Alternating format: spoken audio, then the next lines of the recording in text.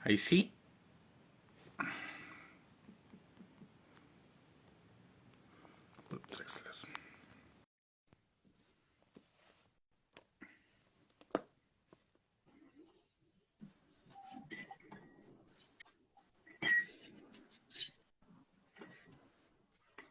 Mi estimado Polo. Hay bien poquito todavía.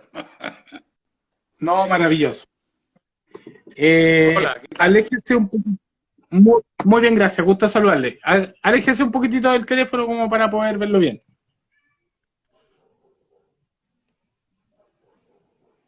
Ah, sí, lo que pasa es que no sé por qué la cámara tengo que dejarlo como muy cerca, muy lejos. A ver, la voy a apoyar en alguna parte porque... Sí, mejor. Sí, sí, sí, sí. Sí, mejor, no se preocupe. Bueno, mira, acá nos faltan todas las personas que ya se están conectando, así que muchísimas gracias por estar con nosotros. Estamos en la última entrevista de Arte en tiempos de pandemia. Estamos con el maestro Polo Dressler. Así que yo contento, feliz de verdad de que este proyecto haya resultado, que le haya gustado a tanta gente. Alrededor de 15 entrevistas se hicieron desde Arica, parte de Punta Arenas. Así que muchísimas gracias a Chris Lifonso también, artista de Bolivia, que se unió con nosotros. Se vienen muchísimos proyectos más, se vienen muchísimas entrevistas. Creo que vamos a descansar un poquitito hasta marzo y de marzo ya nos venimos con todo y a todo el año. Así que, bueno, primero que todo, ¿no es cierto?, saludar a todos. Leandro Reynoso, hola, hola, ¿cómo está? Yayo81, un saludo desde Australia, mira, ya nos dicen. Felicidades, mi estimado. Marcelo Chacón también, bienvenido. Así que, bueno, estamos acá, ¿no es cierto?, con ustedes. Les presento al maestro Leopoldo. ¿Cómo está, señor? Perdona Eh, un segundo porque algunos quieren seguirme por la otra página que tengo. Ya. ok, sin Claro, lo ningún que pasa problema. es que como tengo una página de fotos, Claro, pues entonces hay también vamos a gente que conversar de eso. está tratando de seguirme por esa página. Ah, claro. Sí, voy a avisar porque, a ver, chuta, no sé cómo avisarle a todo. Avísele por acá nomás. Acá lo están viendo No, todo. porque no van a estar escuchando. A ver, vamos a colocar por lo Del menos mismo. algunos que me interesa que estén. Ujú, sí, pues, claro. Es que me iban a seguir mucho mis amigos. A ¿Ya? ver. Bueno, Ahí en sí. fin, si es poco, ahí está. Ahí se unió por lo menos mi amigo Cristian. Maravilloso. Súper. Mi estimado, ¿cómo está? Gusto saludarle. Bien, pues súper bien. Acabo de ver una clase del maestro Nicolás López, que lo trajo, o sea, bueno, fue virtual, por supuesto, eh, Rodrigo, y la verdad que es genial, muy genial. Y creo que aprendí bastante. La verdad que uno aprende mucho mirando a maestros pintar, Sí, porque uno se sí. da cuenta de cosas que uno no se da cuenta solo. Y que tampoco se da cuenta con un profe, porque el profe tiene generalmente una cierta manera de explicar las cosas.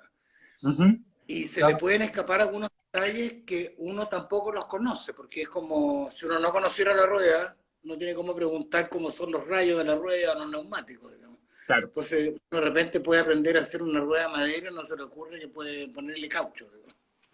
No sé si me entiendes el concepto.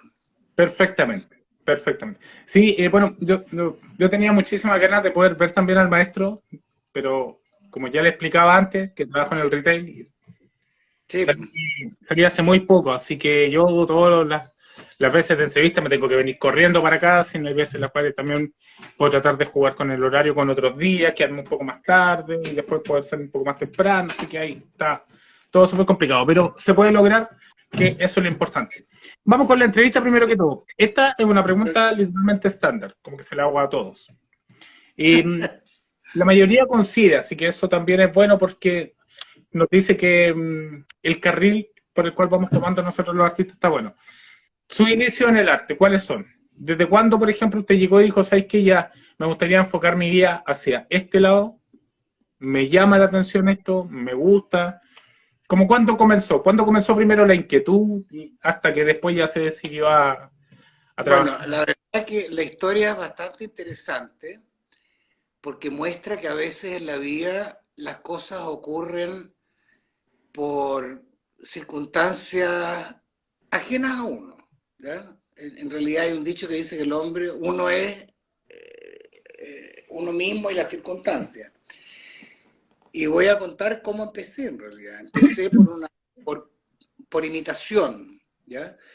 Porque mi hermano, que en paz descanse, tenía un compañero de colegio, él era 5 años mayor, el compañero de colegio era hijo del decano de la Facultad de Bellas Artes, del famoso maestro Carlos Pedraza.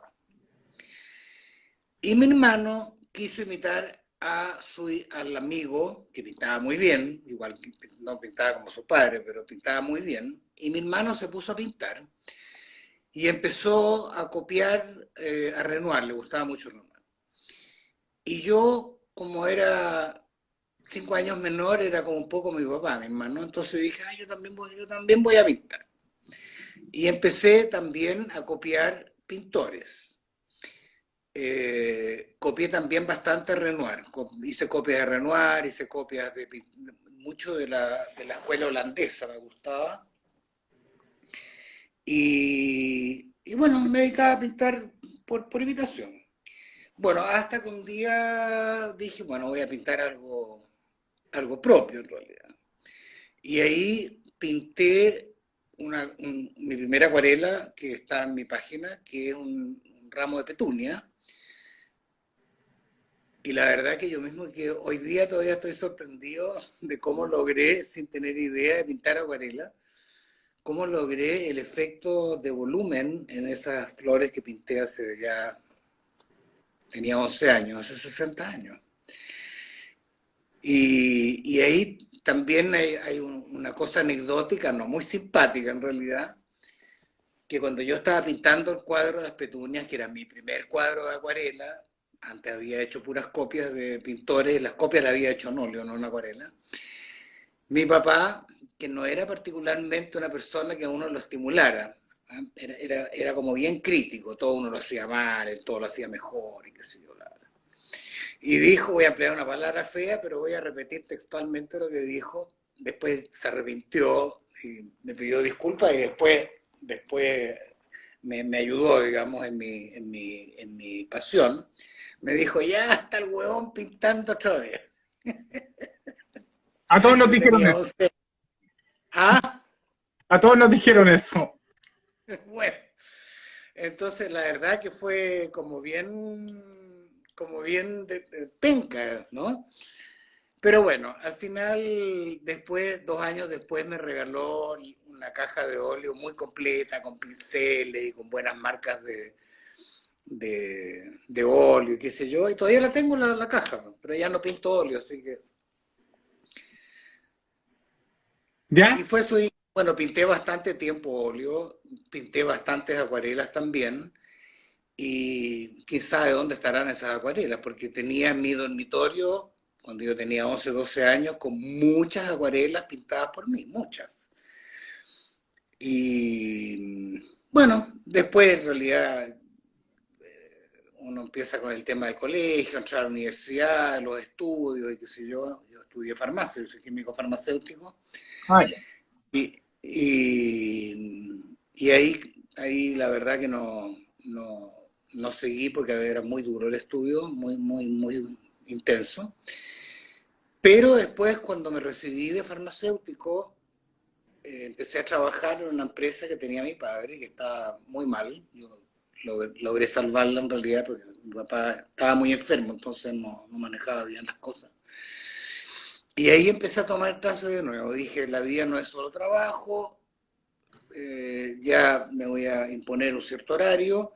Y empecé a tomar clases con el gran maestro Patricio de la O. Ya Patricio de la O es un gran pintor nacional, ya está en la historia de la pintura chilena, tiene obras fantásticas. De hecho, yo tengo una acá, no sé si a lo mejor se alcanza a ver.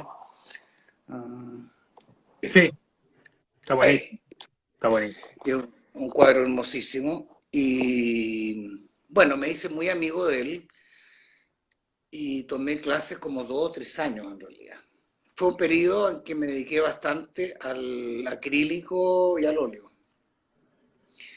Pinté durante mucho tiempo, hasta más o menos por ahí, por el año 1980, por ahí por el año 1980 retomé la acuarela. Y ahí empecé a pintar mucha acuarela, mucha, empecé a juntar muchas cosas en acuarela. Y el año 93, creo recordarme, no estoy muy seguro de la fecha, organicé una exposición de acuarela en una galería que en aquel entonces era una de las galerías más prestigiosas del país, que era la Galería del Cerro, en el barrio Bellavista. Tenía más de 40 obras, vendí más o menos el 70% de los cuadros en realidad. Y el cuadro que más me gustaba me lo tuve que comprar yo porque el galerista no permitía que uno expusiera algo que no se vendiera por el tema de la comisión, que era muy alta. Entonces tuve, como era un poco ridículo que yo comprara mi propio cuadro, le pedí a un amigo que lo comprara. Bueno, de hecho, se hace eso ahora, se hace ¿Ah? también. Se hace mucho eso también en las salas, por ejemplo, cuando uno va a, a mostrar como cierta hora, se hace, de hecho, está más o menos como documentado alguno. También como para poder inflar algunos precios, también hay un juego ahí, pero se hace. Ya. No, yo no Rodrigo, inventé ningún... yo por lo menos, yo vendí súper bien. Tú sabes que ya han pasado, no sé, como 20, 30 años la exposición y mis cuadros costaban 300, 400 mil pesos. Eran grandes, wow. eran formatos, acuarelas muy grandes. Eran acuarelas de 1 metro por 70, 80 centímetros. ¿Y cómo lo hace ahí para poder evitar ese como ojo de buey, esa círculos que siempre se ganan cuando uno trabaja en plano muy amplio? No, El agua que se una cosa posa que no me igual. pasaba en realidad. A ver, yo lo ponía en cinta, no, lo ponía en algún soporte. No, no me pasaba en realidad. Lo que pasa es que yo en la, fue una época distinta a la que estoy viviendo ahora, porque en aquella época yo pintaba, primero que todo sobre seco, no pintaba sobre húmedo. Ah, Y ya, además de eso, salvo muy ocasionalmente, de repente en alguna zona o algo, pero en general pintaba sobre seco. ya. Y además de pintar sobre seco, pintaba con bastante detalle. O sea, eh, me preocupaba, digamos, manteniendo sí no un estilo fotográfico que no me gusta, que también hay gente que lo hace y lo hace muy bien, pero no es mi estilo. En general mi estilo es como exagerar un poco los colores, me gusta mucho el tema color. ¿Eh? Igual quiero indagar en el tema monocrómico porque es interesante, pero me gusta mucho el color. Entonces pintaba detalles en la flor, o sea, me preocupaba el volumen, de que tuviera luz y sombra, etcétera, etcétera. Pero pintaba sobre seco, entonces no había problema con el papel. Y hoy día en general, digamos, hay papeles que son súper buenos, digamos, o sea, si Sí, uno eso pinta en mismo. acuarela, Sí, sí, eso mismo, ¿no es cierto? Bueno, le iba a hablar, ¿no es cierto? Acá llega, nos dice, eh, María Guillermina Díaz, ¿no es cierto? Llega y dice, ¿qué acuarela y papel recomienda? Y también, antes de eso, saludo a Rodrigo Llano, que está, ¿no es cierto?, ahí, que nos mandó unos saludos, saludos también desde Argentina, llega, nos dicen. Y otro comentario que también llamó muchísimo la atención, que llega y dice, de la ciencia al arte, a la acuarela. Maravilloso paso. Pero siguiendo el comentario bueno, este, qué lo que acuarela pasa, y qué papel puede recomendar? Excelente, Leopoldo también llega y dice, Oriani Acuarela, también le manda muchísimos saludos. bueno, le agradezco a todos los que me están siguiendo, la verdad que para mí es un honor que me estén siguiendo, así que agradecido a todos. Y bueno, respecto al papel, eh, depende un poco de lo que uno va a pintar. Pero mi preferido es papel Arches en realidad, ¿ya? Ojalá grano grueso, a lo más grano fino en caso de acuarelas muy pequeñas, pero el grano grueso me gusta más porque permite varias cosas, digamos, permite mucho la técnica del pincel seco y uno puede combinar el pincel seco con zonas húmedas y como que logra efectos bien interesantes. Me imagino, bueno, algunos no saben lo que es pincel seco, porque muchos de los que me están siguiendo no son acuarelistas, pero bueno, el pincel seco en realidad es re fácil, es pintar con el pincel muy cargado de pintura, pero bastante seco. Entonces cuando uno pinta y el papel tiene grano, solamente pinta las partes altas del papel y las partes que están hundidas no quedan pintadas, quedan de blanco. Entonces con eso uno puede lograr efectos muy interesantes. Lo explico para los que no saben. Efectos de luz. Después en acuarela, en realidad depende un poco lo que voy a pintar, la acuarela que voy a usar. ¿Ya? Pues, qué sé yo, hay algunas acuarelas, pero sí estamos viendo, las Daniel Smith que disparan, que tienen granulación. Si uno, por ejemplo, moja mucho el papel y pone una acuarela, que sea un Daniel Smith de luna, los colores lunares que se llaman, se disparan y forman como grumitos, así, y eso queda muy interesante. Entonces, depende un poco de lo que uno va a pintar, la acuarela que va a usar. ¿Ya? En general estoy usando Winsor & Newton, en general, ¿ya? Pero muchas veces uso Daniel Smith o Cork también. Y eso, que por ejemplo, yo viajé hace poco a Estados Unidos y llevé, no quería llevar todo mi equipo, así que llevé una acuarela muy chiquitita de Winsor & Newton. Y fue re interesante porque hice un cuadro que a mí me gustó mucho, un poco de cerca la recomendación, pero bueno. Y los colores que tenía eran muy raros, o sea, yo al principio no entendía mucho porque Azul, azul, empecé a mirar. ¿Mm? azul, ¿Cómo? azul zafiro africano, No, es el color no. más raro que he visto. No, los azules eran tradicionales. Los azules eran el azul ultramar, el cerúleo y el cobalto. Pero los demás colores, salvo el amarillo y el rojo, los demás colores eran colores como bien distintos. Por ejemplo, el verde era un verde brutalmente calipso, pero súper oscuro. Después tenía un rojo púrpura, pero súper intenso. Y después tenía un lila más tirado, cargado al rojo, no sé qué nombre, con magenta en realidad. Un magenta, pero fuertísimo también. Y después tenía siena natural y ocre. Entonces era como interesante porque no tenía negro, no tenía blanco tampoco. Y era interesante, después con eso aprendí a hacer colores como bien novedosos. Yo pinté un taller de pintura y fue muy entretenido jugar con estos colores tan raros, digamos, porque uno consigue también efectos especiales. Eso muestra la importancia, en el fondo, de la teoría del color, ¿ya? Que en general, por supuesto, que la estudié no solamente en mis clases de pintura, sino que la estudié en mi carrera de farmacia.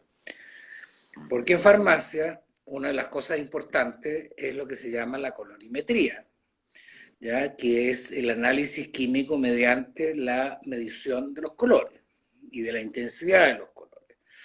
Entonces, uno sabe teoría del color no solamente por la pintura, sino que por otras asignaturas. También en las primeras clases de farmacia se estudiaba óptica, y en la óptica se estudia la refracción y los colores que se forman. O sea, hay, hay, hay un poco de estudio previo. Y también, al final de cuentas, los colores son químicos. Eso. ¿Ya? Eh, Usted ahora está en Santiago, ¿cierto? Estoy en Santiago. ¿Cómo ve proyectado el arte en Santiago, en la acuarela sobre todo? Porque enfoquémonos ahí en la acuarela. ¿Ve que se viene una camada de jóvenes ya más o menos sujetando el peso o el barco de la acuarela allá en Santiago? ¿O cree que quizás ya viene como de baja? Algunos No, quizás... baja no. A ver, ¿Cómo lo ve? bueno, por ¿Cómo de lo ve a futuro? pronto, Ahora, actual y a futuro. a ver, yo creo que la acuarela tuvo un incremento bestial con el tema de la pandemia, porque mucha gente o con ganas de pintar, o con talento, o que alguna vez pintó, o que le gusta pintar, de repente está parqueado en su casa, digamos, y no podía salir a ninguna parte, y bueno, qué sé yo, tenía acuarela o compró acuarela por internet, qué sé yo, y se puso a pintar. Y, y yo creo que la acuarela ha ganado un terreno tremendo a nivel mundial en relación a las otras disciplinas. La acuarela, para mí, definitivamente es más difícil que el óleo. O sea, la acuarela tiene una fineza en cada trazo, en cada cosa, digamos, el tema de la luz, la sombra, el manejo, el tema de que habitualmente, no siempre, algunos grandes maestros lo hacen al revés, pero habitualmente uno pinta lo claro, después pinta lo oscuro, uno hace reserva en las partes claras. Hay muchos talentos que logran hacerlo de otra manera. El óleo es mucho más fácil corregir, la acuarela prácticamente no se puede corregir. Y tiene algunas cosas que son particularmente difíciles. Así que ha sido, yo creo que para mucha gente es un desafío tremendo. Ahora, respecto al desarrollo futuro de la acuarela, yo creo que hay una cierta responsabilidad de los que hoy día pintamos acuarela en poder proyectar la acuarela a futuro, porque bueno, hay muchos jóvenes muy talentosos que están pintando fantástico. Eh, Realmente yo me sorprendo, algunos de los pintores jóvenes, algunos que ni siquiera pasaron por la academia y realmente pintan para Premio Nacional de Pintura. Estábamos conversando el otro Eh, día también sobre Marco. claro, bueno, hay varios en realidad. No, Y no claro quiero que mencionar, que no se me va a ofender el no mencionado, pero la verdad que yo diría que de los cabros de menos de 30 son todos talentosos. No hay ninguno que no tenga talento, los que yo conozco, por lo menos lo que está. Yo tengo un grupo, un chat de acuarelistas que ya somos muchos, somos, no sé, 60 o algo por el estilo. Y la verdad que todos los cabros jóvenes son súper talentosos. Y lindo, porque cada uno tiene su estilo, que es muy lindo, esa parte es muy interesante en el tema de la acuarela, que cada uno tiene su perfil preciso, que lo distingue. claro, claro. Yo creo que hay una responsabilidad, y yo lo comentaba en realidad con mi amigo Rodrigo, ayer lo comenté en realidad, que yo creo que hay que hacer un esfuerzo por crear una academia de acuarela, porque acá se le ha dado demasiada importancia a la pintura, por decir, más tradicional, o a la pintura al óleo progresista, por decir así, pero así como las grandes figuras son todos maestros de óleo, digamos, lo hacen fantástico, o sea, yo no puedo decir nada, creo que todos los grandes maestros chilenos del óleo contemporáneos, como los que de la historia de Chile, digamos.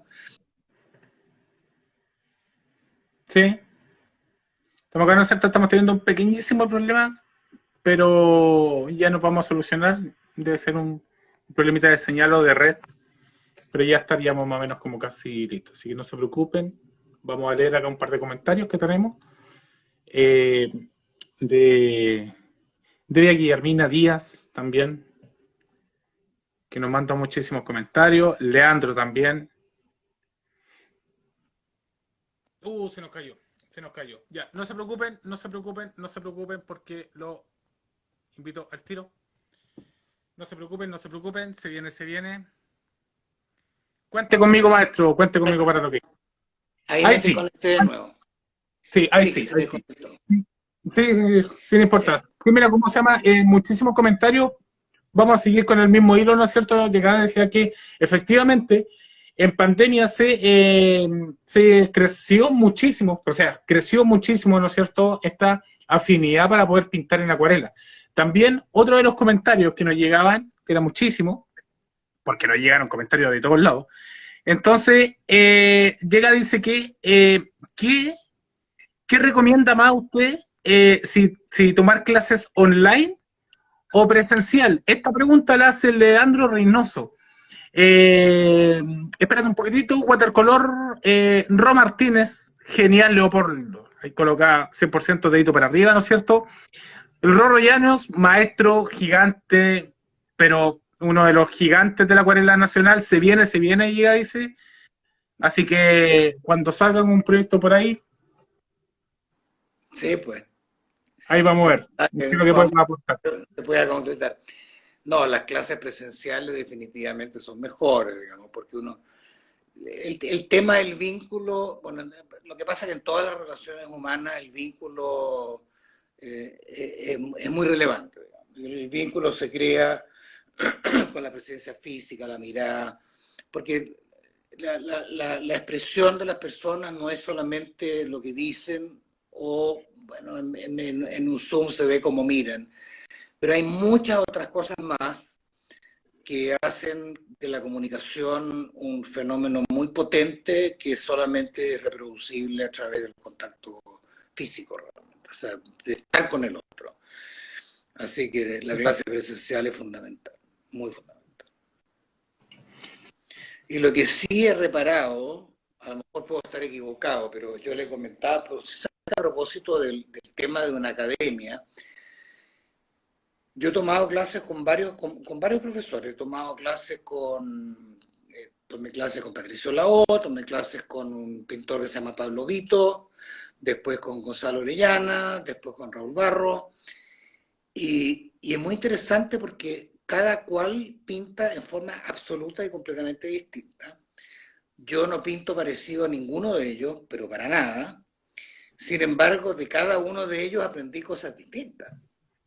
Entonces, en el fondo, que si uno tiene un genial uso de la paleta, el otro tiene un genial uso del color, la luz y la sombra, el otro, qué sé yo, o sea, hoy día, cuando veía a Nicolás López, el manejo, digamos, de los contrastes, la luz y la sombra con los blancos y los negros es increíble, y el manejo del agua. O sea, como que de alguna manera cada cual tiene algo que entregar. Entonces, a mí me gusta la idea de repente como indagar, o sea, la idea de una escuela de acuarela, de una academia de acuarela, es poder como repasar distintas cosas, distintas técnicas, distintas gente que pinta distinto para uno enriquecerse y poder ser mejor en lo que uno hace. Y yo creo que uno va a aprender, uno de cada uno va a aprender algo.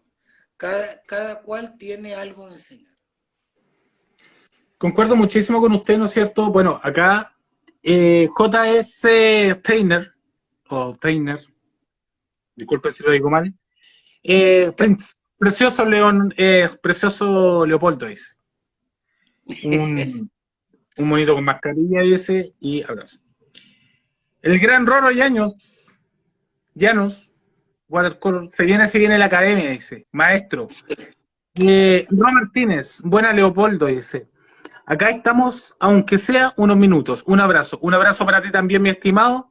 Amalie, salud desde Buenos Aires, nos colocan. ¿Quién está dando las clases? En Punta Arenas les coloca Leandro Reynoso. ¿Quién estará dando clases en Punta Arenas? Claro, sí. ¿Sabes qué? Yo comparto muchísimo con ustedes. Hace falta una escuela de acuarela, como lo que también estábamos conversando antes en la previa, que la diferencia de, por ejemplo, Perú, que lleva muchísimo, que Perú tiene escuelas de acuarela, solamente, exclusivamente sobre acuarela.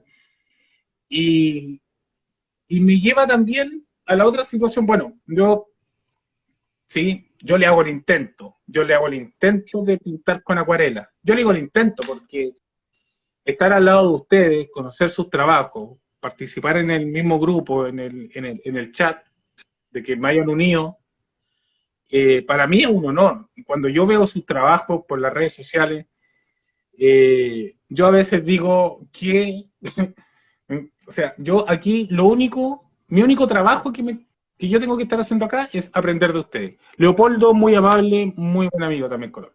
Entonces, me llama también Gracias. muchísimo la atención que Te voy a hace dar las falta. gracias, Cristian. Sí, en mi caso, yo me encuentro mucho más dibujante. Cuando a mí a veces llegan y me dicen, oye, tú, bla, bla, tú pintas, yo siempre digo, yo soy dibujante. Y desde ahí ya puede salir alguna rama, puedo pintar en acrílico, puedo hacer esto en acuarela, etcétera. Pero para mí el lápiz, el carbón, el carboncillo, es como mi fuerte. Y así como también hace falta una escuela de acuarela, obviamente, porque usted es acuarelista, también faltaría mucho también sobre una escuela de dibujo, pero solamente dibujo. Y son Bueno, difíciles. el tema del dibujo es re importante porque, Bueno, hay algunos pintores que no dibujan y que parten al tiro con su acuarela. Pero obviamente que saben dibujar muy bien, porque saben dibujar tan bien que no necesitan dibujar. Parece un contrasentido, pero es Claro. así, digamos. Dibujan tan bien que inmediatamente captan todas las proporciones, donde va cada cosa.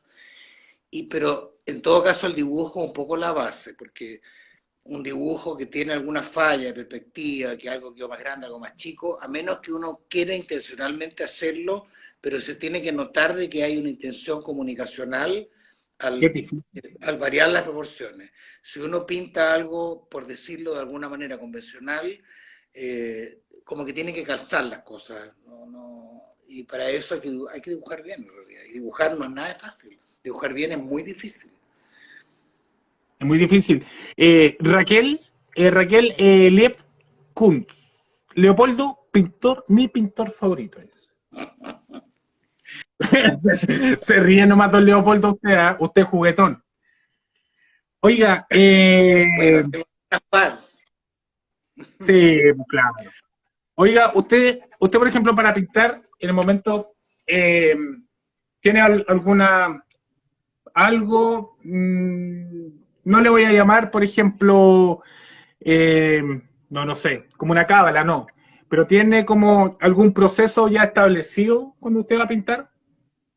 Tiene como No, en general es bastante rutinario en realidad. O sea, uno de repente quiere pintar algo, yo voy recolectando cosas que en algún momento podría llegar a pintar, desde fotos mías a fotos de conocidos, de amigos, etcétera.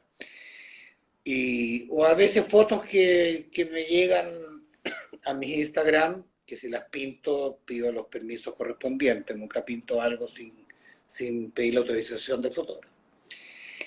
Y cuando ya me decido a pintar, bueno, en realidad es como bastante rutinario, digamos, a preparar todos los pinceles, dejar todo limpio, bueno, tener todo limpio, los pinceles conviene tenerlos bien limpios, porque le puede jugar una mala pasada a uno al momento de pintar. Eh, Tener los suficientes tachos para poder hacer las mezclas, la paleta, los colores, los pinceles adecuados, depende del tamaño, depende de lo que uno va a pintar, también los pinceles que va a ocupar.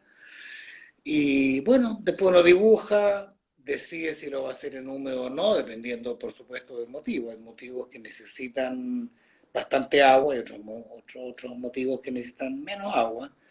Y ahora voy a probar una cosa que me pareció obvia y que no lo había hecho sin forma intencionada, lo he hecho pero sin pensarlo, que es dejar zonas más húmedas que otras, cosa de lograr cosas que se vaya distintas. esparciendo de poco. ¿Mm?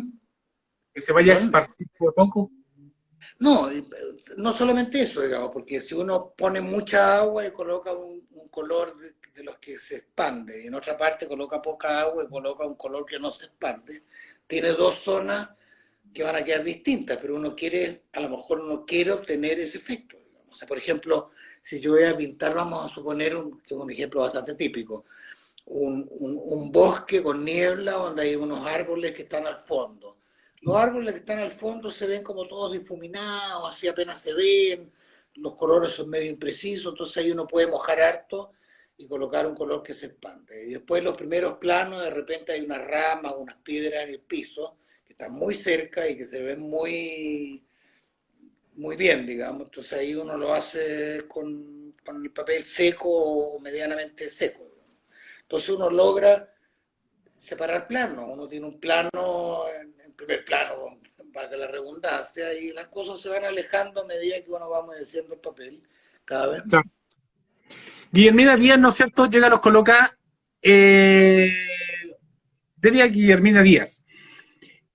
¿Cuáles son sus colores favoritos? O si es que tiene alguno en particular, ¿no es cierto? ¿Y qué tipos de pinceles? O si es que tiene algún pincel que sea más o menos favorito, que sea como el de cabecera. A ver, color favorito, no, en realidad no tengo color favorito.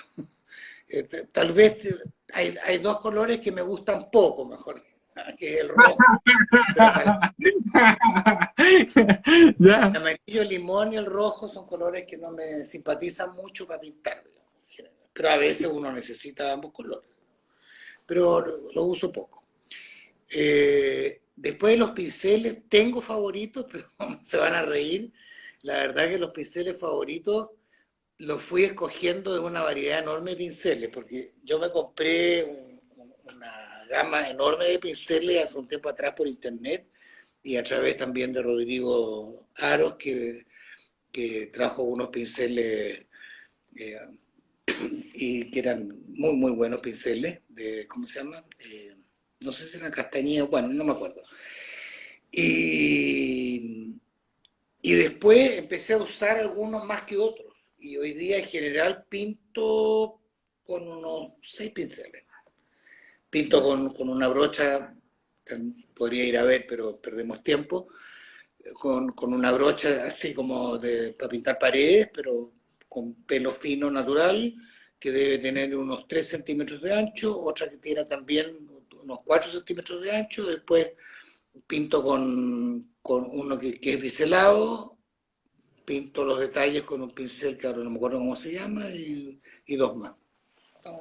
Tengo 5 o 6 pinceles, eso es lo que habitualmente. Sí, bueno, Pero las los marcas, pinceles Koda. Sí, los pinceles Koda. ¿cómo, perdón? Los pinceles Skoda Es o Da Kodak. Vinci. O Da Vinci. Ah, Sí, ya, pero ya. no todo es Kodak. Lo que Sí. trajo, es decir, lo que trajo Rodrigo sobre Escoba, y hay uno que ocupo mucho, que me gusta mucho, no sé cómo se llama, porque yo no conozco el nombre de los pinceles, curiosamente. Es uno que tiene como, termina en punta, pero parte grueso. Ya, ok. Sí, sí, sí, ubico. Y es Sí. plano, es plano. ¿Me crees que yo debo tener uno o dos pinceles que son finitos para acuarela? Todo lo No, otro que tengo, todo lo es que otro que hay tengo, uno, no es, voy a ir a buscar no uno alcanza. para ver No alcanza, exactamente tío. cómo se llama. Sí, de hecho, la idea, ¿no es cierto? Hay mientras que me escuchan a lo lejos, así que voy a hablar más fuerte. De hecho, la idea era que poder ver algunos de sus materiales, a ver cómo nos va ahí. Mira, aquí traje el pincel que ocupo para los detalles, que no es tan, ¿cómo se llama? No es tan delgado, pero sirve ¿Ok? fantástico los detalles. Gradua Thaler Romer Rigger, número 1. No sé cuánto se alcanza a ver. No. Sí, Ahí, sí. ahí se ve. Ah, una maravilla. Una Este. maravilla. Y con Ay, este, si esto uno lo moja poco, uno puede hacer líneas extremadamente delgadas. Muy, muy delgadas. Este es uno y me salen líneas más delgadas que los cero o los doble cero. Guillermina, Guillermina Díaz, ¿no es cierto? Que dice, gracias por su generosidad, por compartir sus conocimientos. Eh, No, pero la idea. sal- Saludos desde Las Cruces, el Tavo, dice. Espectacular, ¿eh? Oye, nos están mirando desde todas partes. Mi estimado, vamos a entrar. eh, Ahí, yo por lo menos, yo cada vez que yo he conversado con Rorro, con Rodrigo, le Sí. hice esta misma pregunta también a varios acuarelistas, las cuales he tenido el placer, el honor y el gusto de poderlos entrevistar. Yo creo que hay dos tipos de acuarela, de pintura. Una al seco, o no sé seca al seco, pero quizá un poco menos como más estructural, como sin salirse de la línea, eh, es como más, es más fijativo, etcétera, etcétera. Y la otra, que puede ser mucho más aguada.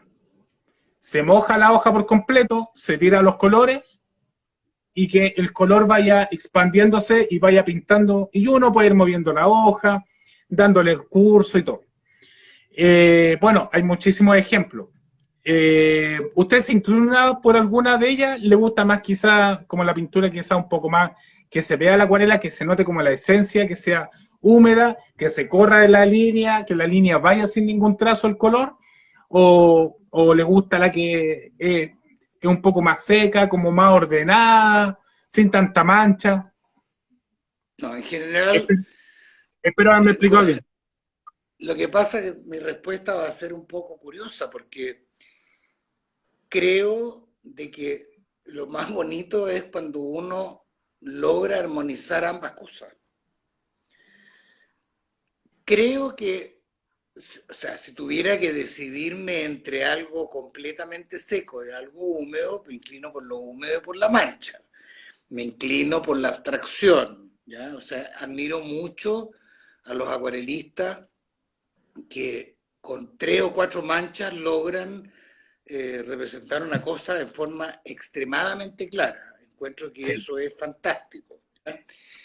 Eh, es más difícil además, porque no es, es muy complejo poder abstraer de una escena qué es lo primario, qué es lo secundario, pero uno puede combinar ambas cosas. Yo estoy mirando las acuarelas que tengo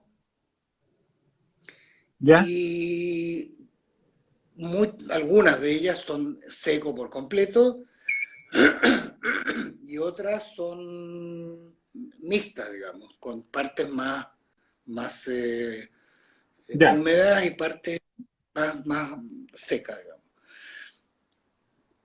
Sí, Ahora, es un tema que yo quiero trabajar. De hecho, a mi juicio me falta entrar más en el tema de la mancha y de la abstracción.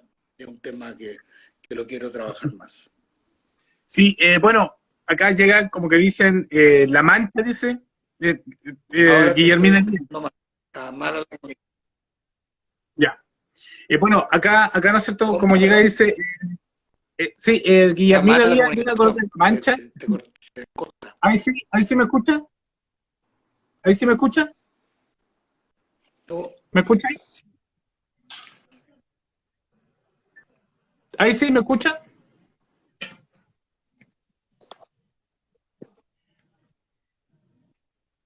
sí, ahí sí, como que a ver, se deja. corta un poco, ahí sí, Voy a tratar de leer lo que. no, ahí se ve espectacular. Ya. Guillermina, Y que de sí, repente se cortaba. Sí, Guillermina, ¿no es cierto? Díaz llegaba y decía La Mancha. Cuando yo digo La Mancha, digo, es como que en la acuarela se trabaja literalmente a través de muchas veces espatulazos, ¿no es cierto? O si no, golpes que va creando una mancha, pero no lo digo en ningún momento como zona despectiva ni nada. Cuando estaba conversando con Gonzalo Vargas, hay una señora, hablamos sobre una señora que se llama María Navarro, no sé si usted la ubica, es una española, una No. señora de edad. Le recomiendo que la busque. Se llama María Navarro, es una española, es una señora de edad ya, que 2, 3 brochazos, pum, una pincel en la hoja y el color,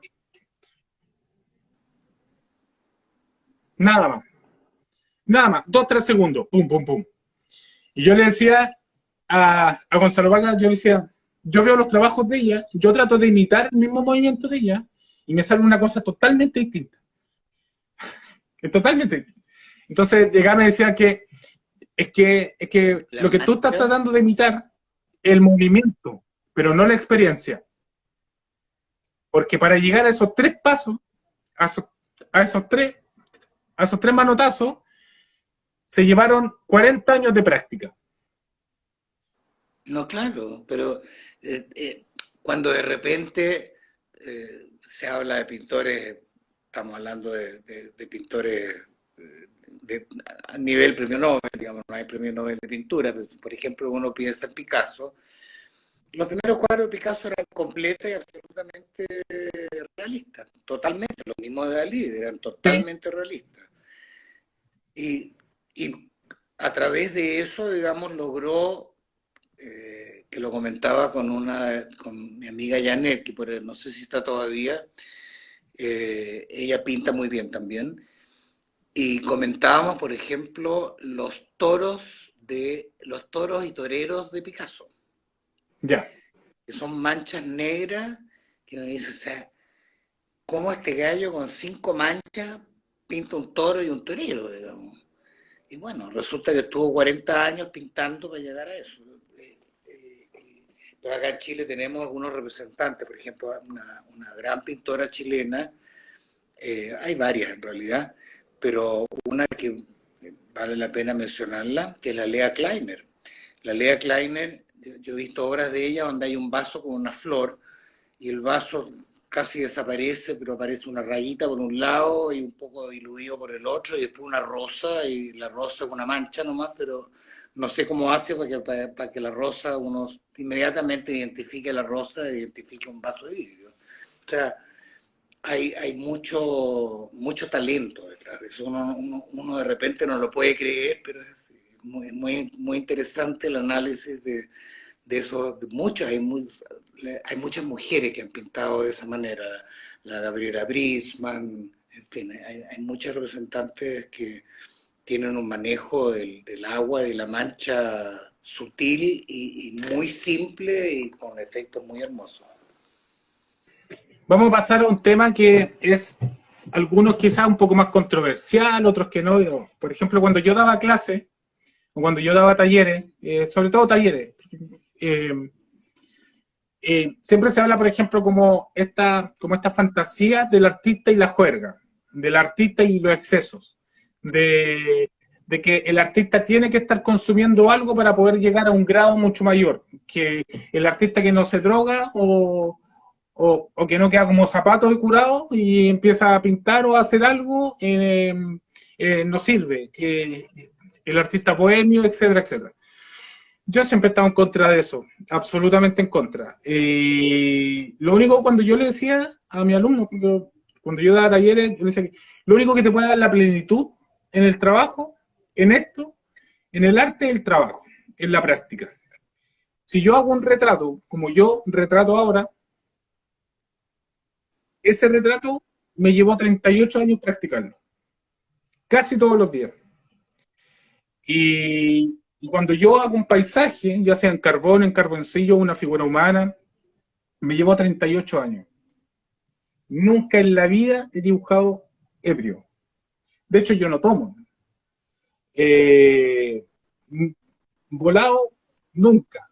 Nunca. Creo que lo probé como 2 veces en el liceo y las 2 veces me dio la paria, así que pésima experiencia. ¿Qué es lo que piensa usted? Porque se cuenta como ese mito. El artista bohemio, No, el artista que tiene que estar como vuelto zapato para poder crear, para poder no, iluminar, para poder llegar a una... yo creo que la gente, no sé, los que yo conozco y que pintan fantásticamente bien, no usan ningún tipo de ni alcohol, ni drogas, ni nada. Yo creo que al revés, en realidad. Bueno, de repente puede ser que si uno se tomara un pisco sour uno solo, yo no tomo nada, porque me cae pésimo. O sea, antes tomaba un poquito, sí, un pisco sour una vez a la semana. Eh, yo creo que no. Lo que sí hay una mezcla curiosa entre trabajo, experiencia y el tema de lo que llamamos inspiración. Y aquí voy a recurrir a una frase que me dijo una vez mi profe, el profe maestro con el cual más tiempo estuve estudiando pintura, que es Patricio de la O. Yo le decía, pucho, hoy día no estoy inspirado, no sé si voy a poder pintar. Entonces me decía, mira, Leopoldo, tú tienes que hacerte el hábito de pintar, porque pintar es un oficio. Eso de tener que estar inspirado para lograr algo bueno es como un poco fugaz. O sea, en el fondo, bueno, hay algo de cierto, porque yo creo que hay días en que uno realmente logra estar más como en trance y más conectado con lo que está haciendo. Pero sí, la práctica es súper necesaria, es súper necesaria. Yo creo que todas las chivas, digamos, de droga y bohemia y todo son estigmatizaciones o estas cosas, ¿cómo se llama? Cuando uno se crea un cuento respecto de algo, digamos, ¿no? Como que tiene que ser Ya, así. En a eso, realidad, a eso vamos. A eso claro, vamos. yo creo que es un cuento. Sí. Guillermina Díaz. Ah, súper bueno, dice que te digo, porque yo ni fumo. Dice. Tengo esperanza. Sí, no, ya dale, no, tranquilo. ¿Hay Súper algún bueno que tipo de, comen. ¿hay algún tipo de arte que no le gusta? Bueno, hay cosas que me gustan más que otras, digamos. Pero prefiero hablar más de lo que me gusta de lo que no me gusta. A ver, lo que más me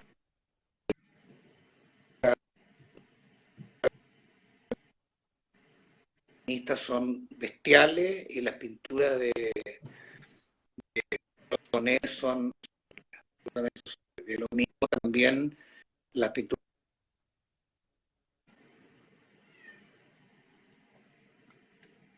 Estamos teniendo como unos pequeños problemas técnicos, ¿no es cierto? Como que se nos escucha entrecortado. El maestro Leopoldo. Y vamos a esperar a que se nos reinicie un poco. Estamos acá con la última entrevista, ¿no es cierto?, del año en esta serie de capítulos que se llama Arte en tiempos de pandemia. Les prometo que en marzo vamos a cambiar el nombre. Y apenas ¡pum!, se nos cayó de nuevo. Pero no se preocupe porque lo voy a invitar en forma inmediata, así que no se preocupe. Leopoldo Drexler, ahí está.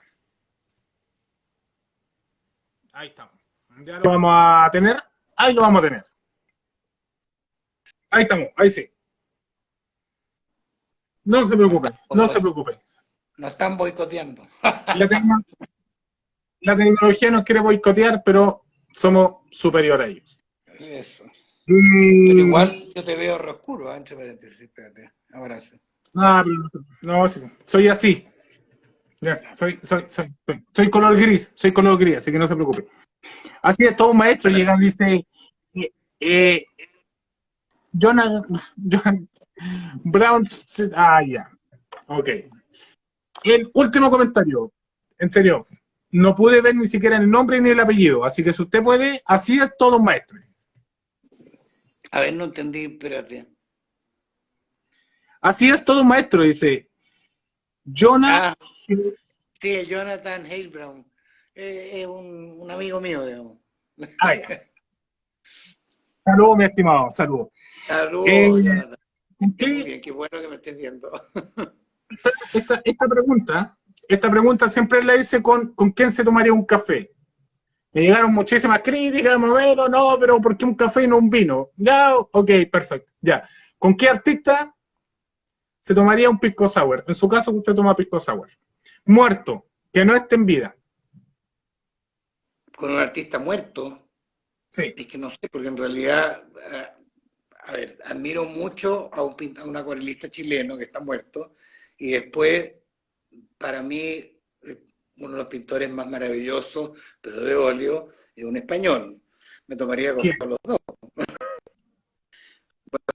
Bueno, Israel ¿Qué pintor Roa, español? Que es un acuarelista soberbio, es premio nacional, Israel Roa.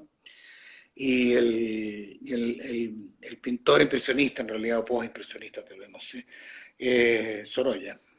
Joaquín Sorolla es soberbio. Sorolla. Es que es impresionante. El manejo de la luz y la sombra es una cuestión impresionante. ¿Has visto la película de Sorolla? ¿Cómo? ¿Has visto la película de Sorolla? No. No, véanla, está en YouTube. Véanla, es súper buena, es buenísima. Sí, lo que pasa, ¿sabes qué? No veo... Llega a ser así, pero inspiradora. Es hermosísima la película de Sorolla. Comparto absolutamente con usted. Leopoldo Reynoso, aprovecho de agradecer por el programa. Mi formación ha sido a puro Instagram y YouTube. Gracias a todos. Ya, entonces con Sorolla se tomaría un pisco sour. Sí. Claro que no sé lo que le preguntaría. Ahí se unió el maestro Gonzalo Vargas, así que ahora hay que ya tener un poco más de seriedad, ¿no es cierto? Y darle un tono, un tono que sea acorde. No, saludos, mi estimado maestro Gonzalo Vargas. Delia Guillermina Díaz, justo conseguí un libro en la biblioteca pública de Israel Roa, Hermosos Paisajes. No, Israel Roa es fantástico, tiene el manejo del pincel, de repente tiene el pincel vuela en el papel y da unas curvas y qué sé yo, tiene unas cosas fantásticas. Hay algo en su camino en el arte en estos años, hay algo que no ha sido agradable, alguna situación, alguna escena, algo que para usted dice, esto yo lo hice en mi tiempo pintando, esto yo lo hice en mi tiempo exponiendo, esto yo lo hice en esto y pasó esto. No, no, Algún capítulo. no recuerdo. Lo que pasa es que mi mente funciona sobre la base de acordarme las cosas lindas y no de las feas. Ah, De verdad, ah, pero, o sea, qué sé yo, tal vez qué sé yo, algunas experiencias con la pintura no simpática fue haber regalado un cuadro y que después ese cuadro lo pusieran en un par de días y después desapareciera del mapa y lo guardaran. Y ahí hay que hacerle caso a lo que también decía mi maestro, que es un tipo muy inteligente, me decía, nunca regales un cuadro, nunca. yo he regalado un montón de cuadros. A mí me gusta regalar cuadros. Claro, pues, pero es que si tú regalas un cuadro, ¿qué pasa con el que recibió el cuadro si el cuadro no le gusta? Ah, Por eso claro. que hay que No, vender los claro, cuadros. sí, sí, sí, sí, sí, claro, pero por ejemplo, pero quizás si uno regala un cuadro, uno tiene que saber qué tipo de cuadro, ejemplo, no sé, por ejemplo, cuando yo le regalo a alguien a X, quizás porque se ha portado bien, o, o, o porque me agrade, o por ejemplo, no sé, como una deferencia a la familia, por ejemplo, lo que hago, pum, retrato a los hijos. Uno No, a sabe que los hijos, uno sabe no, que a van los a hijos, morir, así que me yo a voy a la mis hijos les segura, regalo. así que me Pero voy a yo la lo que segura. hago mira, como tengo tantos cuadros y no he hecho ninguna exposición, entonces de repente invito a mi hijo que tiene bastantes paredes y le digo, ya, aquí tenéis todo lo que he pintado. ¿Cuál te gusta? Yo le pongo marco y se lleva dos o tres cuadros, pero se lleva lo que a él le gusta. Pero yo no decido. Ahora, hay casos en que uno tiene la certeza que le ha gustado, pero es porque te han hecho un comentario o tú publicaste en Instagram un cuadro y alguien dijo, me encantaría tenerlo, lo encuentro precioso, qué sé yo. Entonces ahí la cosa cambia.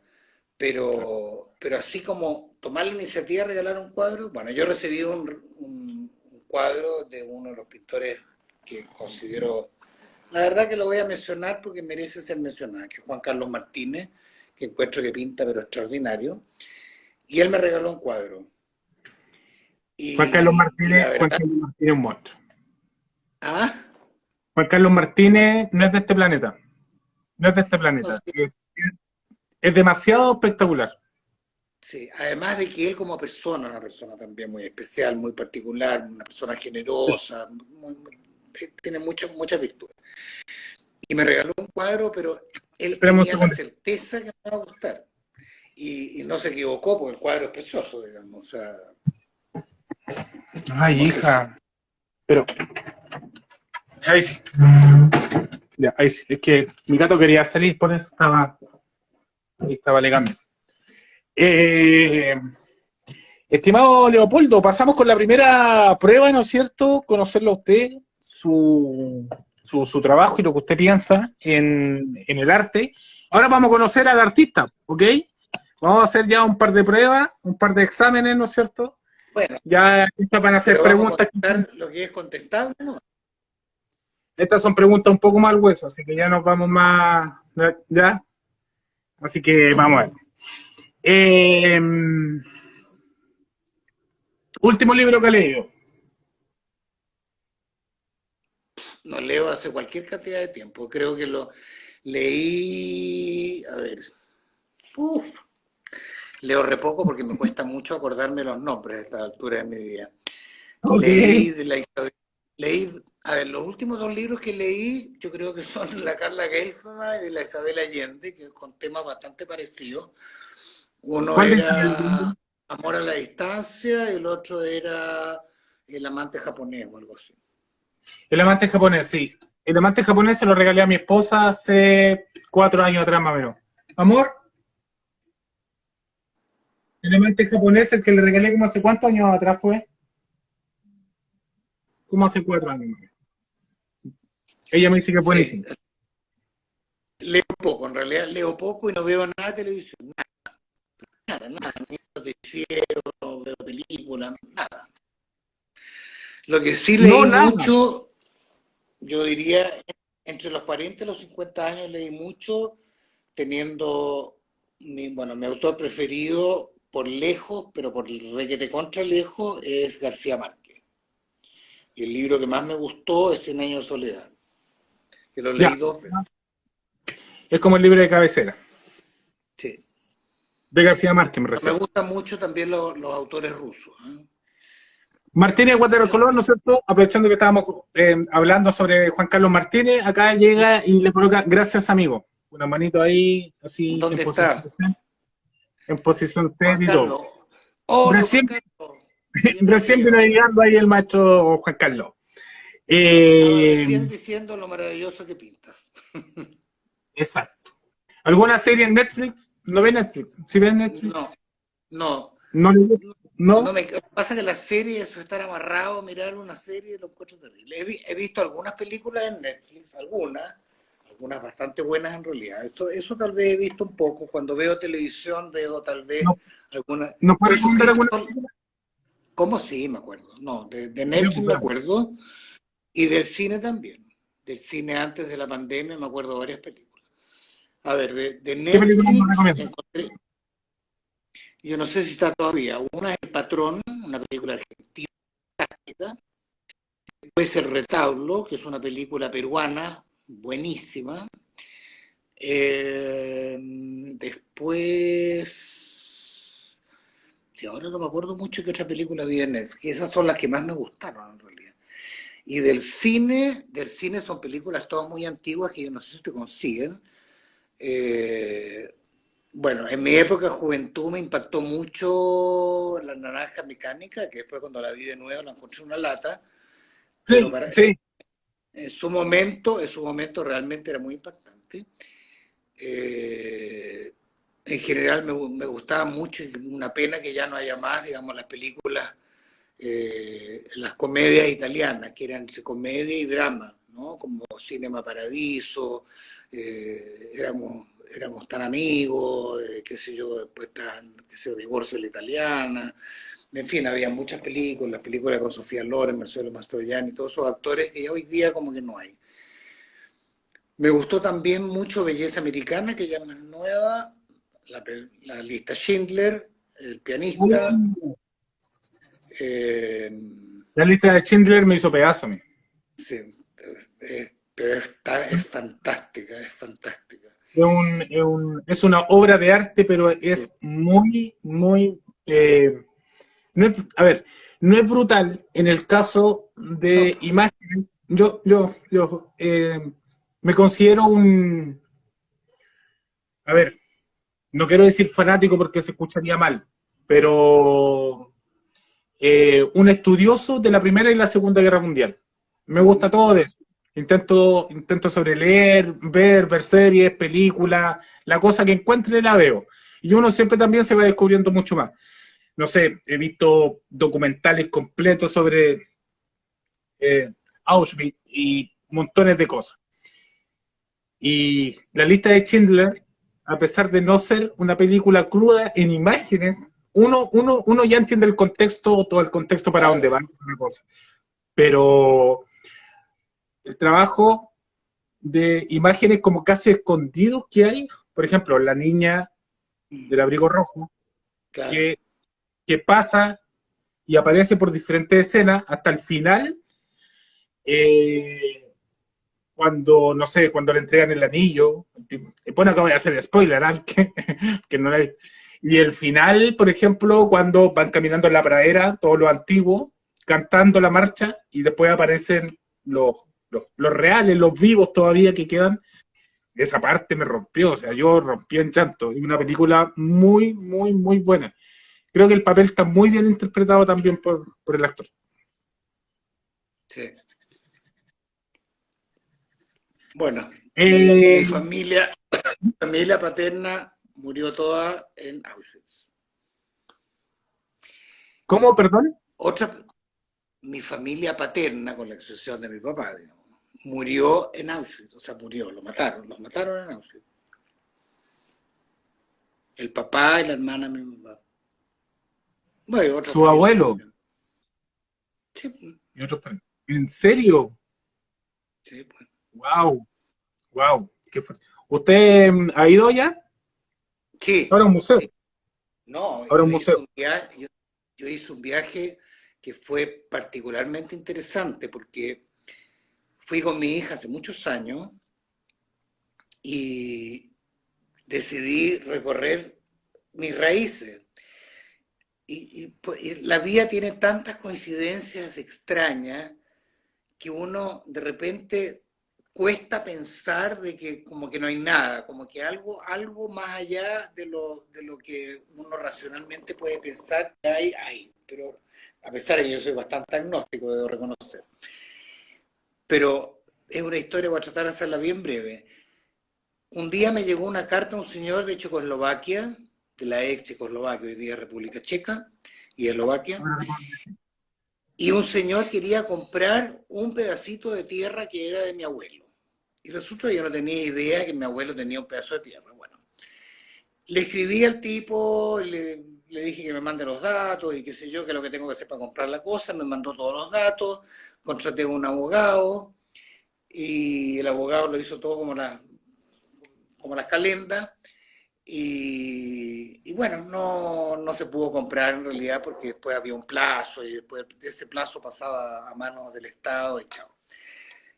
Bueno, pero esta familia me invitó, me dijo, ¿por qué no nos viene a ver? Y eso me animó a ir y conocer el lugar donde estaba la casa de mi papá.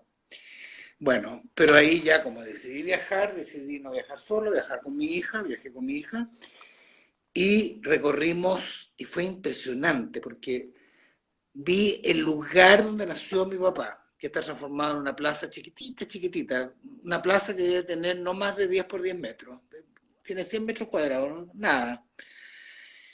Conocí la casa, la farmacia que tenía el papá de mi mamá. Conocí un cementerio, que la historia sería muy larga contarla, pero un cementerio que estaba en el jardín de una casa. O sea, no se sabía, nadie sabía que había un cementerio detrás de una casa, tipo casa de señor, y la historia cuenta la en un pueblo muy chiquitito, la República Checa, y le encargaron bueno, el régimen de aquel entonces, el régimen comunista, le encargó a una persona que cuidara ese cementerio y como premio, por decir así, a hacerse cargo de ese monumento nacional, le dieron una casa, ¿ya? O sea, le pusieron una casa adelante. Entonces hay una casa como en Ñuñoa y uno se mete a la casa y detrás hay un jardín enorme, enorme, enorme que sigue para atrás lleno de lápidas. Y deben haber 1000 lápidas. Y yo recorrí una por una, así recorriendo, así dando, haciendo un zigzag así, hasta que di con la tumba de la mamá de mi mamá, que murió antes de la guerra. Ella se salvó del holocausto porque murió antes. Después supe dónde estaban los restos del abuelo. Bueno, del resto no se supo porque estaban hechos ceniza, pero recorrí Auschwitz. En Auschwitz compré un libro que hoy día lo tiene una fundación, se lo presté en realidad, pero yo creo que eso lo voy a regalar porque a mi hijo no le va a interesar, donde está el destino de los 70.000 judíos que vivían en la República Checa. Y está uno por uno, o sea, es impresionante, absolutamente impresionante cómo estaba todo documentado. Todo documentado. Y bueno, tuve, por supuesto que aproveché, digamos, de pasear. Estuve en Rusia, estuve en Polonia, bueno, en Polonia estuve en Varsovia, estuve en Cracovia, estuve en Auschwitz, estuve en la República Checa. Praga es precioso. En Praga fue muy lindo ver el lugar donde estudió farmacia mi mamá, porque hubo una tradición familiar que mis hijos no la siguieron, porque mi papá era farmacéutico, yo soy farmacéutico, mi mamá era farmacéutico y los abuelos eran farmacéuticos. Así que yo soy tercera generación. La cuarta generación ya no estudió más farmacia. Y ingresó, pudo ingresar a Auschwitz. Claro, pues bueno, es un museo. Sí. Sí, emocionante. pues ahí ve las barracas de todo el tema. Qué terrible, No, qué no terrible. creo que iría de nuevo realmente. Sí, yo, bueno, uno, mm, como le he dicho, trato de poder investigar, pero a través de una pantalla es muy distinto. Y aún así, a uno se le quema la piel, a uno le incomoda. Llega a pensar cómo tanto. No, no, Bueno, es no una hay. cosa que uno... Lo que pasa es que yo creo que hay una lucha entre el bien y el mal. Esa es un poco mi teoría, de que hay una lucha entre el bien y el mal. Y bueno, a veces triunfa el bien, a veces triunfa el mal. Bueno, y todos tenemos algo de malo y algo de bueno. Eh, Vamos a pasar a una pregunta un poquito más liviana. Ya. ¿Qué le gustaría, cuando usted era niño, cuál era el sueño que usted tenía de hacer cuando, para adulto? Bueno, la verdad es que siempre dije que quiero ser farmacéutico, porque como mi Ah, papá era farmacéutico. Sin embargo, lo divertido del cuento, que cuando estaba en el primer año de farmacia, a mitad de año, le dije a mi papá, ¿sabes qué? Que creo que me equivoqué. Quiero estudiar medicina. Pero mi papá me dijo, si quieres estudiar medicina, estudia medicina, te sale de farmacia. Y yo dije, ya, déjame pensarlo. Y después dije, me quedo. Y me quedé en farmacia. Y la verdad que disfruté mucho mi carrera, ¿eh? Mucho, mucho, mucho, mucho. Porque farmacia, lo que pasa es que la vida del farmacéutico puede ser muy entretenida o muy aburrida. Lamentablemente en Chile se transformó en aburrida porque las grandes corporaciones internacionales, bueno, primero que toda la globalización fue muy compleja porque en el fondo las empresas más grandes se comieron a las empresas más chicas. Entonces, en Chile habían 100 laboratorios farmacéuticos, 100, ¿ya? De los Wow. cuales, qué sé yo, 50 eran chilenos, desde chicos a grandes. Y claro, entonces había muchos farmacéuticos trabajando en la industria, había farmacéuticos en producción, había farmacéuticos en control de calidad, había farmacéuticos en investigación, había farmacéuticos en desarrollo de fórmulas, o sea, había farmacéuticos en muchas áreas que eran muy entretenidas. Pero con el tema de la ley de patentes farmacéuticas, que en realidad es un truco para liquidar a las empresas más chicas, fueron desapareciendo y las grandes empezaron a comerse las chicas y hoy día prácticamente deben quedar no más de 10 plantas farmacéuticas o menos. Entonces el campo farmacéutico se ha reducido a ser en el fondo un dependiente de farmacia, lo cual, claro, tiene la entretención de atender público, que si yo trabajé en la práctica y yo me entretuve siendo dependiente de farmacia, pero no es lo mismo estar atendiendo público, vendiendo chupetes, a estar en un laboratorio haciendo control de calidad o investigando nuevos productos. Claro. Entonces, acá se puso, por decir, fome. ¿Qué es lo más raro que eh, lo más raro que usted tiene en su casa? O lo más Lo extraño. más raro que tengo en mi casa, no sé, no Lo creo más que tengo nada extraño. raro. Ah, Todos, todos o tenemos sea, algo tengo raro. algo que para otros sería súper extraño, pero para A mí no ver, es extraño. Porque tengo una balanza de precisión para análisis farmacéutico, pero del año del cohete, digamos, una balanza de precisión de hace 100 años. Y es una ¿en joya, serio? ¿En claro, serio? es preciosa, pero preciosa. Lamentablemente tiene una ¿Y la pequeña preocupa? falla, pero no me atrevo ni a moverla, así que la dejo con falla porque capaz que me la echen a perder más. Ah, ya, Y es bueno, una ya. maravilla, pero fantástica, es una cuestión preciosa. Y tenía también una cosa que era, no sé si era tan extraña, pero se la regalé. En realidad tenía un microscopio también, un microscopio de hace como 150 años, que mi papá se lo trajo de Europa como recuerdo de su carrera y bueno, se lo regalé a un nieto. Y no sé qué otra cosa extraña podría tener. No sé. Estoy mirando Eh, máquinas. Tengo algunas antigüedades, pero no sé si son tan extrañas en realidad. ¿En serio? A mí me gustan las antigüedades. No, ¿Qué yo antigüedades tengo, tiene? tengo máquinas fotográficas antiguas muy lindas que también he ido regalando a mis nietos. Tenía la máquina fotográfica que usaba mi abuelo.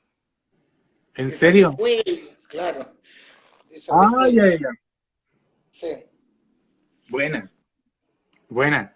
y Oiga, funcionaba, pero hace poco se le cortó el cablecito.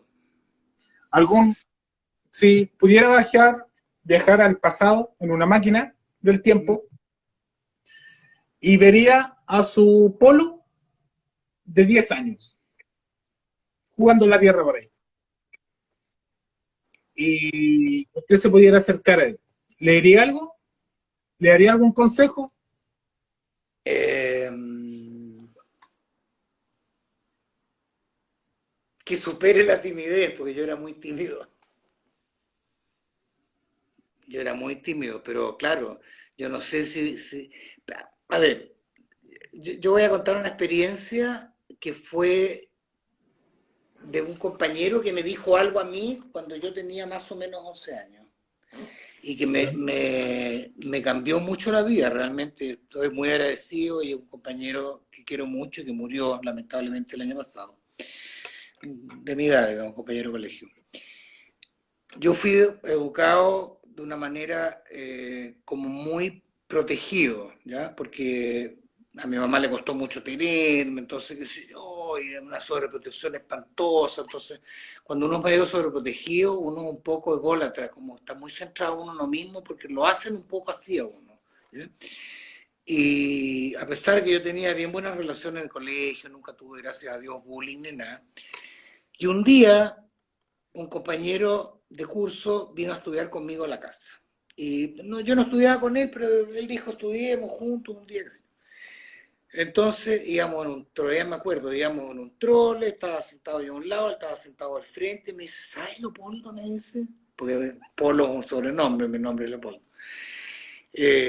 ¿Sabes Leopoldo? Me dice, te voy a decir algo, quiero ser bien sincero, mira que maduro, porque tenía 11 o 12 años este cabrón. Tú eres un poco egoísta. Y tú debieras cambiar, porque si tú eres más, no es que no fuera generoso, sino que era como ególatra, no es lo mismo. Si tú fueras como más dado, más abierto y más, no sé, como más amigable, no tan encerrado en sí mismo, estarías como mucho más feliz. Y me hizo mucho sentido, mucho sentido. Y yo realmente lo procesé y cambié. Y yo siempre se lo he mencionado a todos mis compañeros de colegio, la maravillosa experiencia que fue este consejo de este amigo. Y después tenía también otra cosa que me marcó mucho, que también es interesante. Yo creo que de repente dicen que uno escuchando no aprende, pero depende. Yo tenía un vecino y un día no sé si a lo mejor tú eres más joven, pero hace 60 años habían chicos muy jóvenes, muy niñitos, de 6 7 8 años, con carros y decían, vendo botellas viejas y qué sé yo, no compro botellas, compro diarios viejos y bla, bla, bla. Y era Sí. verano, estaba con el torso desnudo y qué sé yo. Y este vecino, que Yo tenía vendía diario. mucho sentido social, me dice, ¿tú te imaginas, Leopoldo, que en vez de tener el papá que tienes, tu papá fuera el papá de ese niño y no te quedara más remedio que para sobrevivir tener que vender, comprar botellas y diarios viejos? Y fue un clic tremendo. O sea, fue una experiencia de vida que me marcó toda mi vida. Y yo todavía hoy soy amigo de los nietos de ese caballero. Wow, buena. Era un vecindario bien entretenido. Eh, ¿Qué más quieres saber? la penúltima pregunta. La penúltima, porque ya estamos casi terminando ya. ¿Con qué famoso muerto? Vamos a colocar muerto porque ya para que uno vivo, sí, ya. uno muerto se subiría a un ring. ¿A un ring? No, yo no me subiría a un ring Me con tiene que dar nadie. un nombre. Me tiene que dar un Pero, nombre. Todos han dado un nombre. Quieran o no quieran, me han tenido que dar un nombre igual. bueno, con Mohamed Ali, po, pero saldría hecho María, pedazo. María Angélica Echevarri, perdón, una escultora de Santiago que también entrevisté acá, mujer maravillosa, maravillosa. También dijo lo mismo, a Custom Clay quiero estar con él. O sea, si me voy a subir a un ring, dijo, bueno, ya, pues que sea con el mejor. Si no, ¿para Claro. qué? Pero no, Custom Clay espectacular. O sea, Mohamed Ali, buenísimo. Usted se sabe la vida de Mohamed Ali, po, que por qué se Sí. cambió el nombre y toda la cosa, antes que era Custom Clay. No. Y bueno, y la famosa foto esa donde sale de pie con su rival en el piso y el tipo sale con el puño en el pecho y mirando hacia abajo, esa foto fue icónica. Sí. Bueno, si el De tipo era hecho, de como... hecho, sí, de hecho fue porque ¿cómo se llama? El contrincante del que no recuerdo el nombre, llegó y dijo, yo voy a noquear a Custom Clay. Y Mohamed Ali ya se había cambiado el nombre a Mohamed Ali. Y llegó y dijo, voy a hacer que repitan mi nombre en la lona. Y mientras que Ah, estaban peleando, sí, y mientras que estaban peleando, pum, le pegaba y le decía, ¿cuál es mi nombre? Y el tipo le decía, Custom Clay. Pum, le volvía a pegar, ¿cuál es mi nombre? Mi nombre es Mohamed Ali. Y le daba y le daba y le daba hasta que al final el tipo ya no aguantó más, se cayó al piso. Y cuando se cayó, ahí el fotógrafo fue el que estaba abajo, tomó la foto hacia arriba y ahí se pone la mano en el pecho y le dijo, mi nombre es Mohamed Ali. Y ahí quedó esa foto ahí en la historia. Buenísimo, buenísimo el hombre, cabrón. Eh, la última pregunta y después las palabras finales de usted. Hábleme del 18 de octubre. ¿Cómo fue? a ver, lo que pasa es que yo tengo sentimientos encontrados con el 18 de octubre. Yo creo que se mezclan muchas cosas. A ver, como primera cosa, yo creo que aunque parezca raro, digamos, yo creo que la política contingente es el reflejo de cosas como mucho más metafísicas y mucho más importantes que lo que es la política contingente. ¿Ya? O sea, cuando a mí me hablan de derecha, de izquierda y qué sé yo creo que está como un poco pasado de moda. ¿Ya? O sea, yo la verdad que creo que por de pronto cualquier gobierno ordenado y bien intencionado, sin corrupción, puede hacer las cosas bien, sea de derecha, sea de izquierda, siempre y cuando haya lo que es, por cierto, fundamental, el respeto a los derechos humanos, eso está indiscutible. Y el 18 yo creo que es el reflejo de una frustración, pero es una frustración mundial, porque el mundo es como un péndulo. A ver, en el fondo, cuando uno analiza, no sé, tal vez los últimos 100 años de historia, qué sé yo, no sé, o más tal vez, siempre van pasando cosas que generan conflictos posteriores. O sea, nos vamos a la época de los zares abusaban de la gente, entonces fue la revolución bolchevique, se instauraba un régimen determinado en una determinada cantidad de países, después en realidad la gente no estaba tan contenta porque el asunto no resultó muy bien, entonces cayó el sistema y después se cayó en otro sistema. Bueno, hoy día Rusia no es muy distinto, porque hay un problema cultural, a lo que era ni con los zares, ni con el Partido Comunista, ni hoy día con una democracia que no es democracia. Porque el pueblo ruso tiene una manera especial de ser. Pero volviendo al tema del mundo, digamos, eh, como que se pensó en algún momento de que alguien puso, un escritor famoso dijo el fin de la historia, algo por el estilo, estaba muy equivocado, parece el caballero, no lo leí el libro en todo caso. Eh, Todo esto de la globalización, de de que es conveniente, digamos, de que se abra la frontera y que todos compren de todo y qué sé yo, terminó produciendo un desbalance total entre poderosos y no poderosos, entre ricos y pobres. Entonces, por ejemplo, en Chile, no quiero pronunciarme respecto a si estoy de acuerdo o en desacuerdo, porque no quiero meterme en política, pero sí interpretar los hechos, digamos. En Chile, efectivamente, la pobreza disminuyó en los últimos 30 años. Eso es un hecho porque hay cifras Es duras, digamos, tangible. ¿sí? Ya eso es real.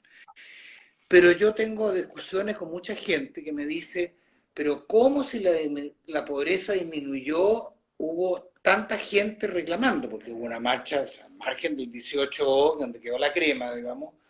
Después hubo una marcha de gente que no estaba de acuerdo con que quedara la crema, digamos. O sea, fueron 2 millones o más de personas que dijeron que cambiar esta Eso fue el cuestión. 20, eso, Entonces sí, yo eso me dije, lo parece que que fue pasa el es que 25 de octubre, la la marcha del millón. riqueza, ¿cómo? ¿Ah? Eso creo que fue el 25 de octubre, la marcha del millón. ¿Cómo? El 25 de octubre. Entonces yo le dije a la gente que el, la gente no mide su grado de satisfacción o su grado de pobreza desde la perspectiva de que lo hacen los economistas con números, sino que lo miden con la guata, digamos, no por el hambre, sino que lo digo con lo que sienten. La gente es mucho más corazón y sentimiento que cerebro, ¿ya? Y a un tipo que vive mejor que hace 30 años, pero por otra parte ve que un tipo gana, por decir, $1 millón al día y él, ni su hijo, ni sus nietos van a poder juntar esa plata en 3 generaciones, dice, esta cuestión no puede ser nomás. Entonces se produce un grado de insatisfacción que tiene que brotar por alguna parte. Ahora, ¿cómo se va a solucionar ese tema? Bueno, no sé si los políticos van a lograr hacerlo. Yo tengo dudas porque creo que el mundo está como muy revolucionado, creo que hay muchos problemas externos a Chile que igual le podrían hacer difícil las cosas a cualquier país. Yo creo que Latinoamérica está complicada, Estados Unidos, yo creo que hay una cierta crisis en Estados Unidos, el hecho de que haya salido Trump, que es un tipo que es bastante loco, digamos, aquí me metí en política, puede que alguien que me esté escuchando sea pro Trump, creo que no, es muy poco probable. No se preocupe. Eh, Dele, no se preocupe. pero cuando Acá uno mando yo, piensa, acá mando yo. ah, pero cuando uno piensa que invadieron el Capitolio, digamos, es una cuestión, porque los americanos son re criticados por un montón de cuestiones, pero el pueblo americano es orgulloso de su democracia. Y que haya pasado esa cuestión es una cuestión insólita, o sea, revela que hay un problema serio en Estados Unidos. Y, y ahí nos damos cuenta que la ambición es lo que mata todo, porque ¿qué es lo que pasó? La gente dijo, compremos y fabriquemos en China porque en China está todo barato y es fácil fabricar. ¿Qué es lo que hicieron entonces? ¿Qué es lo que hizo Occidente? Occidente en el fondo lo que hizo es hacer que China sea extremadamente poderoso, ¿ya? Y ahora están todos en Occidente un poco asustados de que...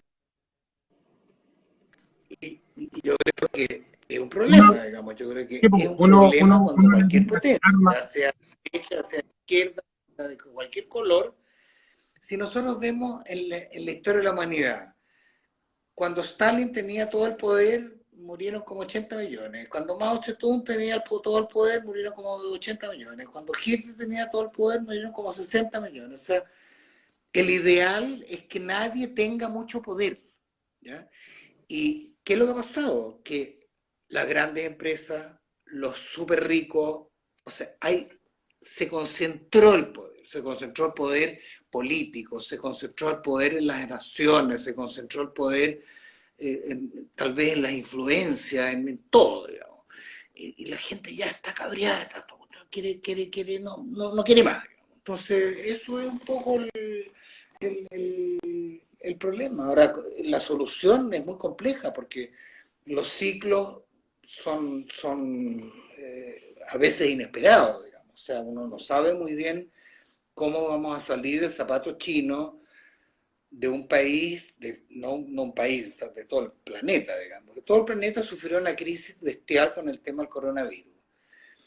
Eso cambió casi todo, ¿ah? O sea, cambió la forma de trabajar, se instauró el tema del Zoom y qué sé yo, y el tema de las redes sociales, que yo siempre he tenido el miedo que un día va a haber un desastre computacional en las redes sociales total, y va a quedar como las cosas, una especie de bomba atómica virtual.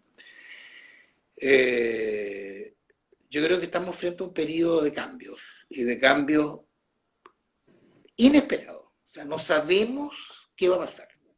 Ahora, la gente que tiene mi edad puede estar agradecida de lo siguiente. Yo, por lo menos, desde que nací hasta el día de hoy, no tuve, no viví lo que vivió mucha gente. Si pensamos en todo lo que vivió la gente en Europa, lo que vivió en la Guerra Civil Española, lo que se vivió en Camboya, lo que se vivió, no sé, qué sé yo, en la Guerra Civil en Estados Unidos, o sea, de 100 años hacia atrás, de 70 años, de la Segunda Guerra Mundial para atrás, o sea, la gente lo pasó pésimo en un montón de partes, la guerra de Vietnam, sufrieron los americanos, sufrieron los vietnamitas, o sea, hubo cosas tremendas, tremendas desde 70 años hacia atrás. Bueno, y ahora también ha subido cosas bien feas, digamos, o sea, qué sé yo, en Siria hay problemas, en África han habido cosas terribles y todo, en todas partes siempre ha habido cosas terribles.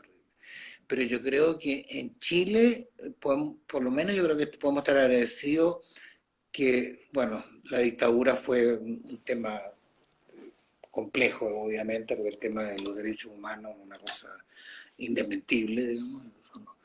Nadie con un pelito de corazón puede estar de acuerdo. Pero bueno, estamos frente a una época incierta. Acá, aquí y en la quebrada de laJí, como se dice. Y bueno, ¿Cómo no sé. ve, sí, como para finalizar, cómo ve lo último, o sea, estos próximos 2 años? Sí, No sé, realmente tengo muchas dudas porque yo creo que hay como una pugna de alguna manera entre hacer los cambios en forma gradual o hacerlos en forma repentina. Evidentemente hay que cambiar ciertas cosas, a mí no me cabe ninguna duda. El tema es cómo se claro, cambian. claro. Y yo conozco a algunos de los actores, o sea, a un actor lo conozco personalmente, que es al Engel, porque fue director de tesis de mi hijo, y he escuchado mucho de la Andrea Repeto, y la leo mucho además, cuando ella hace muchos artículos en el Mercurio. Y hoy día me salió un artículo de Engel respecto al tema de cómo hacer los cambios, que está pidiendo que cambien el sistema de la jubilación, ¿cómo se llama? Eh, y es como una jubilación garantizada mínima de un cierto monto. Claro, que dicen que hay que ver la manera de financiarlo. Y claro, o sea, hay que actuar obviamente con responsabilidad fiscal. Claro. Y en el fondo es como bien complejo porque a veces hay un dicho que dice, para hacer tortillas hay que quebrar huevos. ¿Ya? Eh, pero a veces uno quiera mal un huevo salta para todas partes, digamos. Entonces es complejo, es complejo. Yo la verdad que creo que estamos frente a un escenario muy incierto, porque hay fuerzas en pugna que ojalá se pongan de acuerdo y la política de los acuerdos y de los consensos prime sobre la confrontación, que para mí sería el ideal. Yo creo que es el Chile que todos queremos, o sea, todos queremos un Chile reconciliado, un Chile donde el rencor, la venganza sean eliminados, donde la reconciliación sea el norte y donde se eliminen los abusos y realmente tengamos una sociedad más justa. Leopoldo Dressler está con nosotros, ¿no es cierto? Nuestro último invitado de este año, 2021. eh, en este episodio de unos 15 aproximados capítulos. Les quiero agradecer a todos y cada uno de los artistas que estuvieron con nosotros acá, ¿no es cierto?, con todo el público. Esta plataforma virtual también nos dio, espero que lo hayan disfrutado. Leopoldo, sus últimas palabras antes de despedirnos. Bueno, mis últimas palabras, ¿qué puedo decir? Agradecer a todos los que tuvieron la paciencia de escucharme, agradecer a todos los amigos que estuvieron presentes y que quisieron acompañarme en esta jornada virtual. 1 hora 40, 1 hora 40, ojo. ¿Cómo? 1 hora 40. Sí, bueno, y bueno, obviamente desearles a todos un año 2022 tranquilo, en paz, donde realmente todos podamos estar tranquilos, donde todos podamos disfrutar de la vida y Dios mediante, ojalá que el tema de la pandemia se resuelva y podamos volver a tener una vida más normal, por decir así. Así que Y muchas bueno, gracias a todos y feliz 2022. los comentarios, ¿no es cierto? Aguapincel.art, excelente Leopoldo, dice. Muchísimos corazoncitos están volando por acá. Amelie Mazuco, perdón si es que lo dije mal. Grande Sí, más, Poddi, sí, siempre es un placer escucharte. Gas 26, interesante escucharlo. Mucho respeto a su experiencia y sabiduría. Abrazos. Agua Pincel, buenísimos comentarios. Yo, en, como tema personal, le quiero agradecer. Para mí ha sido un honor y un placer estar conectado con usted, ¿no es cierto? Estas plataformas virtuales nos ayudan muchísimo a poder conectarnos, a poder conocernos. Sin duda, un momento de muchísimo aprendizaje. Aprendo muchísimo con ustedes. De hecho, en el grupo en el cual estamos en WhatsApp, que me siento un maravillado estando ahí, como una vez lo dije y lo escribí. Lo único más que me queda es aprender de todos ustedes, porque son maestros. Así que, nada, eso, muchísimas gracias de verdad por su gentileza, por su paciencia, por su cariño al oficio, a este oficio que nos cuesta tanto a nosotros los que trabajamos en arte. Por eso también este programa, para poder dedicar a eso, para que la gente vaya conociendo a los artistas, para difundir el arte y no separarlos muchas veces. Así que yo, opinión personal, Leopoldo, muchísimas gracias por su tiempo, por su cariño, se lo agradezco, saludos a la familia. Espero en algún momento vernos. Gonzalo Vargas llega y dice muchas felicidades a todos, que tengan bonitas fiestas y un gran año. Maestro, líder nuestro, te queremos mucho, te abrazamos, querido Gonzalo. Recuerda que mi pintura está ahí, son dos. Eh, y Leopoldo le va a dedicar un par de palabras también.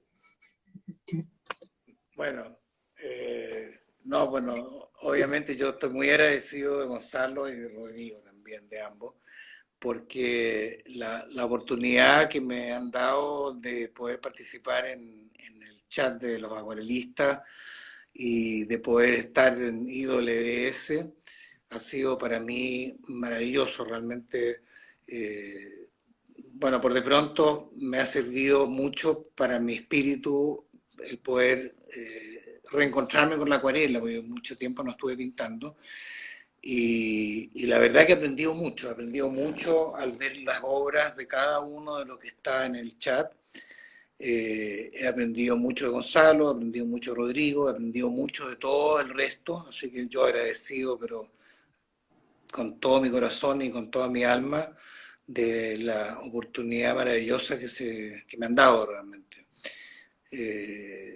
Uno en la vida necesita vínculos con las personas y es lo más lindo, tal vez una de las cosas que más hace feliz a las personas es tener vínculos y tener sentimientos de cariño, de amor, ya sea por las personas, ya sea por una profesión, ya sea por una actividad.